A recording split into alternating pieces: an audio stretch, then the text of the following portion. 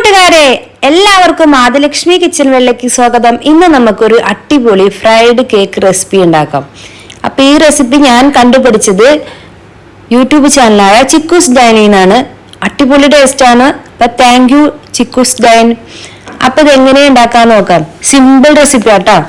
വായോ വീഡിയോയിലോട്ട് പോകാം. ഇതിനു വേണ്ടി 2 ഗ്ലാസ് റവ, 1 ഗ്ലാസ് മൈദ, 1/2 ടീസ്പൂണ് ബേക്കിംഗ് സോഡ, 1/4 ടീസ്പൂണ് ഉപ്പ്, 1 ഗ്ലാസ് പഞ്ചസാര പൊടിക്കാനായിട്ട് അതിലോട്ട് 5-8 ഏലക്കയും കൂടി ചേർത്ത് പൊടിച്ചെടുക്കുക. ഇനി അതവിടെ ഇരിക്കട്ടെ, നന്നായി മിക്സ് ചെയ്യുക. ഇനി ഒരു 4 മുട്ട നന്നായി മിക്സിയിൽ അടിച്ചത് ഒഴിച്ചു കൊടുക്കുക. ഈ മാവ് ഈ മുട്ടയിൽ കൂടെ മാത്രം മിക്സ് ചെയ്യാൻ പാടുള്ളൂ. ഇതിൽ വെള്ളം, പാല് ഇതൊന്നും ചേർക്കാൻ പാടില്ല. ഇനി ഇതുപോലെ ചെറിയ ചെറിയ ഉരുളകളാക്കിയോ അല്ലെങ്കിൽ ചുമ്മാ കൈ കൊണ്ട് കോരി ഒഴിച്ചോ മീഡിയം ഫ്ലെയിമിൽ ഫ്രൈ ചെയ്തെടുക്കാം.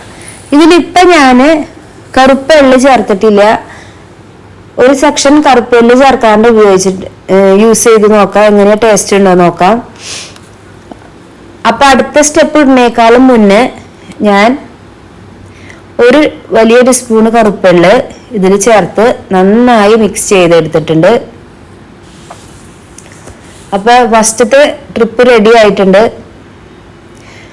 ഓരോ ട്രിപ്പ് കഴിയുമ്പോഴും അതിന്റെ ഉള്ളിൽ വീണിരിക്കുന്ന ആ തരികളൊക്കെ കോഴി മാറ്റാം. ഇനി അടുത്ത ട്രിപ്പ് ഇടാം.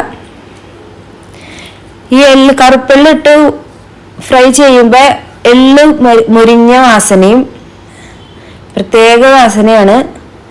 അടിപൊളി ടേസ്റ്റും കൂടിയാണ് മക്കളെ. ഞാൻ ചെയ്തിട്ട് ഒരാഴ്ചയിൽ മേലെ വീട്ടിൽ വെച്ച് പുറത്ത് വെച്ച് യൂസ് ചെയ്തതാണ്. അടിപൊളി എന്ന് വെച്ചാൽ അടിപൊളിയാണ്. നിങ്ങളെല്ലാവരും ട്രൈ ചെയ്യുക. നിങ്ങൾ മടുക്കില്ല. കാരണം ഇത് അത്ര എണ്ണ കുടിക്കൂല. ഇപ്പൊ നിറയെ നിങ്ങൾ ഓയിൽ ഫ്രൈ എന്ന് പറയുമ്പോ നിറയെ എണ്ണ ഉണ്ടാവും വിചാരിക്കും അല്ലെ. അതുപോലെ ഒന്നും എണ്ണയൊന്നും ഇല്ല, എണ്ണയൊന്നും അങ്ങനെ കുടിക്കണില്ല. അപ്പൊ അടിപൊളി ടേസ്റ്റാണ്. ഇതുപോലെ ചില്ലിക്കുപ്പിയിൽ ഇട്ടിട്ട് നമുക്ക് 4 മണിക്ക് ചായയുടെ കൂടെ കഴിച്ചാ ഒന്നും പറയാനില്ല. അപ്പൊ നിങ്ങൾക്ക് എല്ലാവർക്കും ഈ റെസിപ്പി ഇഷ്ടമായെന്ന് വിചാരിക്കണേ. അപ്പൊ ഇനിയും പുതിയ റെസിപ്പി ആയിട്ട് വരാം കേട്ടോ. Bye bye friends. Bye bye.